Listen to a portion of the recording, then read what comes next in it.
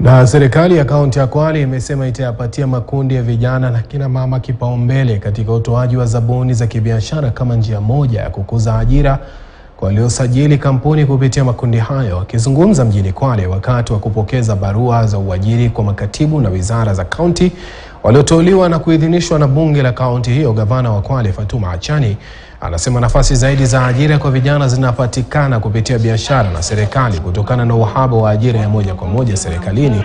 Achani ameonya makatibu hao dhidi ya kujinufaisha na biashara za serikali kwa kujipatia zabuni hizo, akisema mgongano huo wa maslahi utapelekea wao kuachishwa kazi. Asante.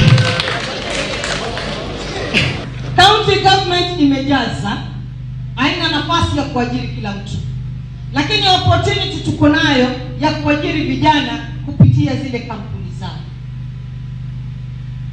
Kwa hivyo nyinyi ni jukumu lenu kupeana kazi kwa kampuni za vijana na kina mama ndani ya kaunti ya Kwale. Sisi hatuna masaa ya kazi. Jumatatu tuko kazini, Jumamosi tuko kazini, Jumapili tuko wapi? Kazini.